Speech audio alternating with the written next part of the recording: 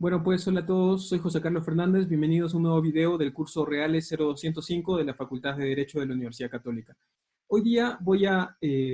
retomar un poco la línea de lo que les he comentado en el video anterior, que es la perspectiva, la diferencia entre la perspectiva individual y la perspectiva colectiva del derecho de propiedad, que es el ángulo desde el cual nosotros vamos a estudiar las ciudades en el Perú en el trabajo práctico que ustedes van a tener, ¿ya? Esto, otra vez,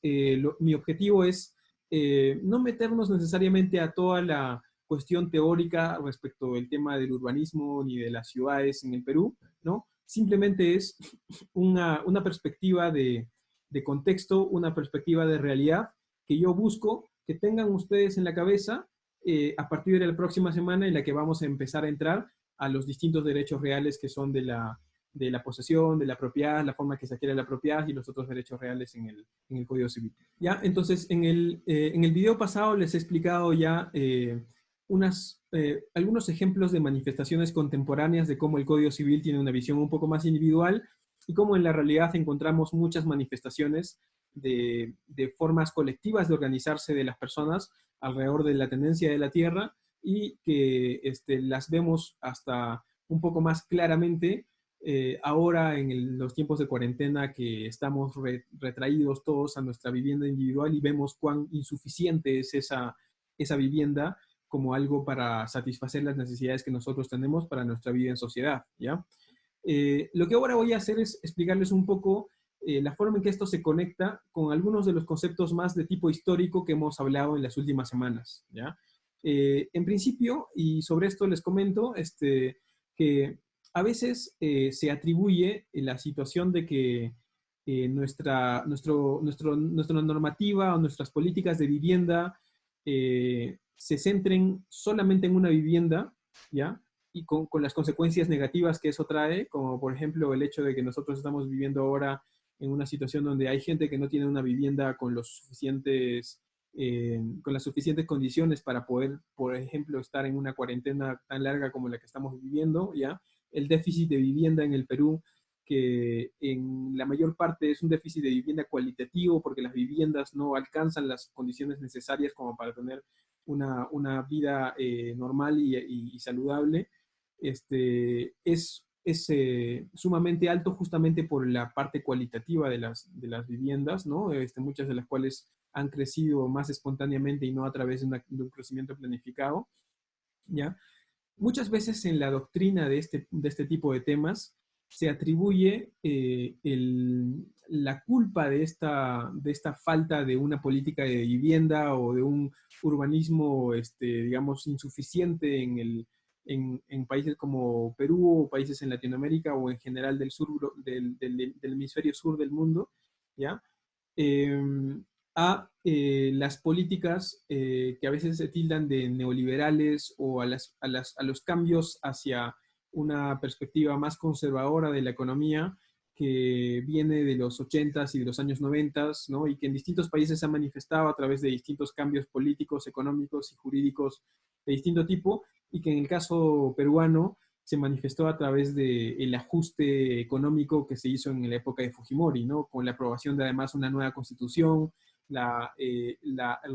reforzamiento de las libertades económicas y de la perspectiva de mercado respecto de distintos bienes, incluidos los de la propiedad y la vivienda, ¿ya? Y a ese contexto económico, ¿no? De, digamos, empezar a tener un Estado que le deja la forma de resolver los problemas al mercado, ¿no? Y se retrae un poco más de intervenir en la sociedad, en la economía y demás. A eso muchas veces se le atribuye la responsabilidad de tener un país sin la suficiente planificación urbana, sin la suficiente política de vivienda para responder a la situación de que haya un gran número de personas que están dentro del déficit habitacional, ¿ya? Y eso se encuentra mucho en la doctrina sobre ese punto, ¿ya? Y en efecto puede haber alguna correlación entre ambas situaciones. Pero lo que yo les voy a mencionar ahora, y es algo que a veces no lo tienen tan claro desde otras disciplinas, ¿no? Desde las ciencias sociales, desde la sociología, desde la arquitectura, ¿no? Pero que nosotros en el mundo jurídico sí lo tenemos un poco más claro, ¿ya? Y específicamente en el mundo del derecho civil, es que muchas de las estructuras legales que subyacen a la forma en que crecen las ciudades, ¿no? Y en particular estoy hablando del derecho real de propiedad, la forma en que este está regulado en el Código Civil, no vienen de los años 90, no vienen de los años 80. La forma en que está regulado el Código Civil en cuanto a la propiedad, en cuanto a los derechos reales, es algo que, como ya han visto en las semanas pasadas, y yo, digamos, ahora solo lo estoy repitiendo, tiene un origen desde muy atrás, ¿ya? La forma en que la propiedad está organizada de una manera individual, desde una perspectiva individualista, desde una perspectiva liberal, es lo que yo ya les he ido explicando en las clases pasadas, que viene desde la perspectiva liberal de los códigos civiles del siglo XIX, ¿no? El Código Civil francés, el Código Civil de 1900 en Alemania, ¿ya? Todos ellos eran una reacción a algunas perspectivas un poco más colectivas, un poco más desordenadas respecto de las titularidades sobre los bienes inmuebles que había en la época del antiguo régimen, en la época de la colonia en nuestro país, ¿ya? Y esa es, digamos, la herencia de un derecho un poco más de corte liberal que nosotros tenemos en nuestras estructuras de derechos de propiedad, ¿ya? Entonces, en otras palabras, si bien mucha de la narrativa respecto de los temas urbanos y respecto de la forma en que crecen las ciudades se remiten a cambios político-económicos que se produjeron en el contexto de lo que se llama el consenso de Washington o el cambio neoliberal en los años 80 y 90, ¿ya? Nosotros, sabiendo temas de derechos reales, sabiendo temas de derecho civil y viendo la perspectiva histórica de esto, sabemos que muchas de las estructuras que organizan un libro de derechos reales en un código civil en Perú, en Chile, en Brasil o en Europa continental, alrededor de un sujeto y su derecho real, un sujeto y su respectivo bien, y no en base a algunas visiones un poco más colectivas, eso en realidad no tiene un origen reciente, eso tiene un origen mucho más antiguo en el mundo del siglo XIX, en el mundo liberal del siglo XIX, o el cambio liberal del siglo XIX, ¿ya? Entonces eso es una cuestión a considerar cuando estamos tomando en cuenta este tipo de temas, incluso para cuando planteamos modificaciones o propuestas para que las ciudades se manejen de una manera distinta, ¿ya? Y yo lo que les voy a mostrar es un ejemplo de este tipo de discusiones que, de nuevo, incluyen cuestiones políticas, cuestiones sociológicas, cuestiones arquitectónicas, ¿ya? Pero que también tienen un componente que a veces no, al cual a veces no entran los académicos o los que hacen políticas públicas, porque los abogados a veces no están tanto en esos debates y yo creo que deben estar más, que son las cuestiones jurídicas, ¿ya? Entonces, y yo les voy a explicar esto con un ejemplo en específico, ya que es un proyecto en el que he estado trabajando en los últimos años, que es el de estudiar una figura que se llama el Community Land Trust, que es una figura legal de propiedad colectiva que se empezó a utilizar en el contexto estadounidense. ¿Ya? En Estados Unidos, una forma de evitar los distintos problemas que tiene una visión individualista o ultra individualista de la propiedad, ¿ya? Es esta figura que se llama el Community Land Trust, que básicamente lo que hace es que en una zona de la ciudad donde los precios están incrementándose mucho y las personas las personas de bajos recursos están empezando a ser empujadas hacia la periferia por los precios que están aumentando en una zona que ha mejorado en ciudades, por ejemplo, como Boston, como Nueva York, como San Francisco, etcétera, ¿ya? Un mecanismo al cual han recurrido en este contexto, ¿ya? Ha sido el de generar un Community Land Trust que consiste básicamente en que el suelo, ¿ya? El land de una determinada zona se encuentra en titularidad de un colectivo, de una comunidad, no en titularidad individual, ¿ya? Y las personas lo único que tienen como titularidad individual es la propiedad de su respectiva vivienda, pero el suelo se mantiene de manera colectiva, ¿ya? A los detalles de esto no voy a entrar porque no es lo que busco en esta explicación. Simplemente lo que muestro con esto es que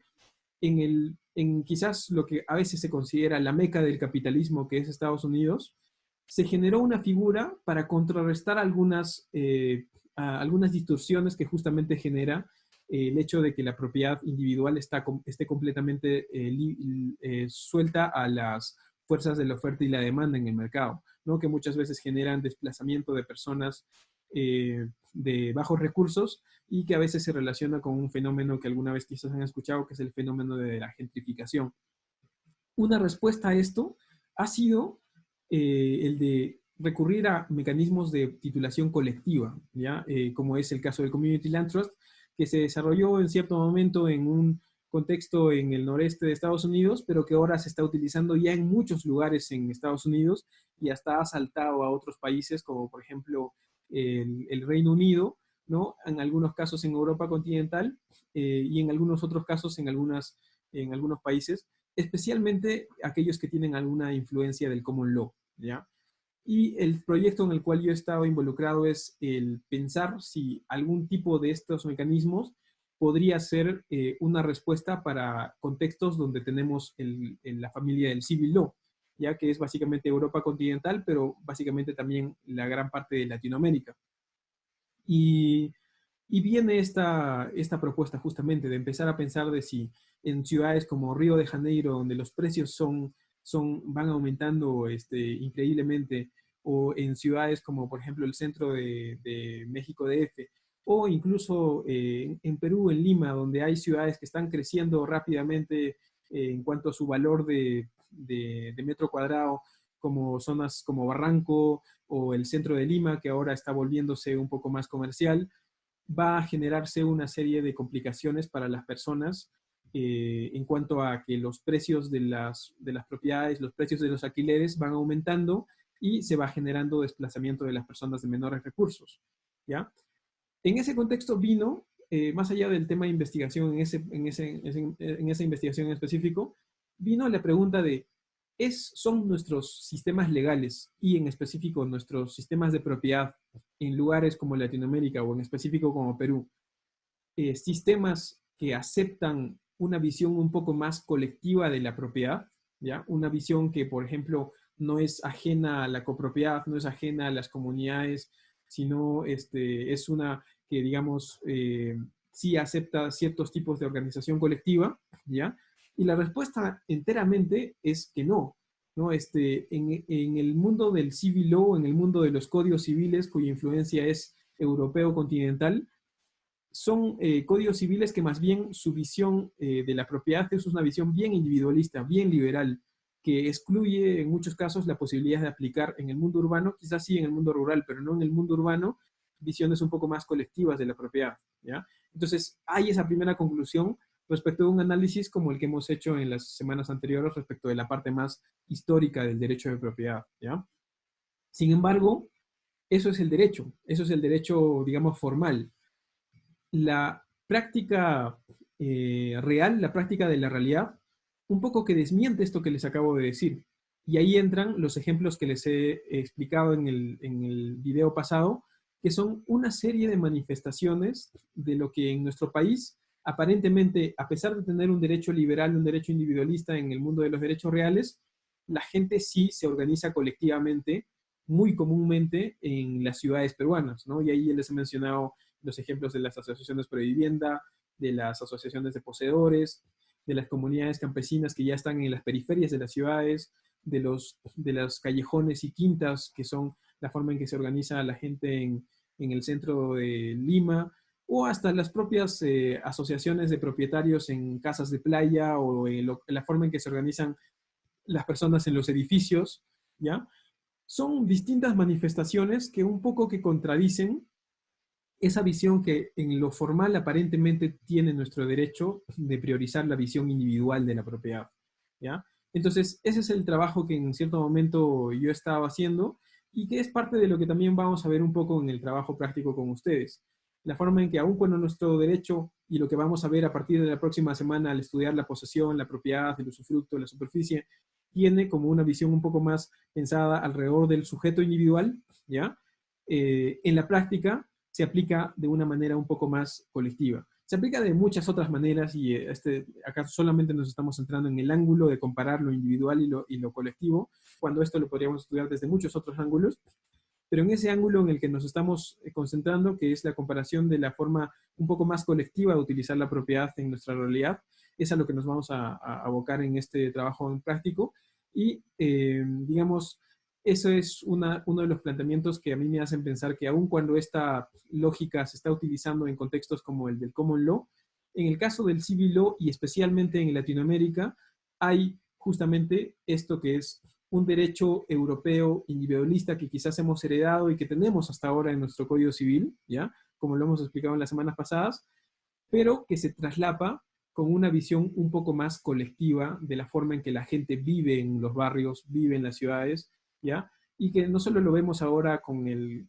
COVID y la cuarentena, cuando necesitamos a personas fuera de nuestra vivienda, sino que también la explica en detalle, digamos, algunos de los materiales que les he dejado para esta semana, y en específico Matos Mar, ¿no? Matos Mar explica y hasta a veces, digamos, detalla la forma de las personas cuando migran hacia las ciudades de Lima, la forma en que ellas se organizan, eh, ya sea por su proveniencia, porque ellos vienen de Ayacucho, estos vienen de Cusco, estos vienen de determinado lugar, o se organizan en base a cuestiones como sus oficios, ¿no? Algunos son carpinteros, algunos son algún oficio determinado, y Matos Mar incluso llega con una visión que recoge de algunos autores también, de que es una suerte de reproducción del ayllu andino, una suerte de reproducción de esos valores colectivos que se les atribuye a la visión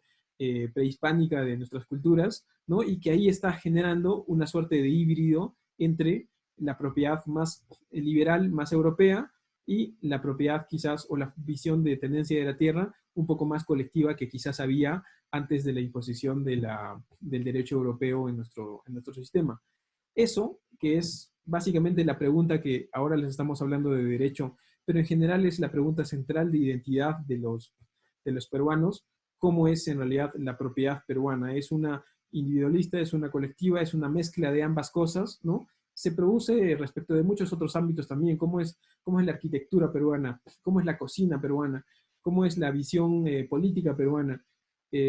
Todo ese tipo de discusiones, que son cosas que están siempre alrededor de algo tan inacabado y tan difícil de definir como la identidad peruana, nosotros la vamos a ver un poquito desde el ángulo de la propiedad, justamente, ¿no? La propiedad en Perú, ¿es tan individualista como parecen mostrar las normas, o hay algunas prácticas que nos hacen cuestionar eso y empezar a pensar en algunos mecanismos colectivos, como los que estamos viendo en los ejemplos que les he mencionado en la clase pasada, y que quizás son algunos de los que podemos tomar como referencia para implementar por ahí quizás algunos mecanismos como los Community Land Trust, como ya se ha empezado a hacer en algunas zonas de Latinoamérica, no tomando algo completamente externo, sino también recogiendo algunas cosas que ya están en la cancha y ya están en la propia visión de las personas en estas geografías, ¿ya? Entonces, ese es un poco la relación que tiene la discusión sobre la propiedad individual y la propiedad colectiva con los contextos de cuestiones un poco más grandes de nuestro país, como por ejemplo el problema de identidad, que es uno de los temas tan inacabados y tan en debate en distintas disciplinas y en distintos problemas que todavía afrontamos como país que está en formación, ¿ya? Entonces, eso es parte del debate al que nosotros vamos a entrar, pero desde un ángulo en específico y más pequeño, que es el tema de comparar prácticas colectivas con prácticas individuales respecto de la propiedad en el trabajo, cuyos aspectos administrativos y metodológicos ya van a estar en un siguiente video. Ya, entonces hasta allí voy a dejar en este video, nos vemos en el siguiente, así que adiós.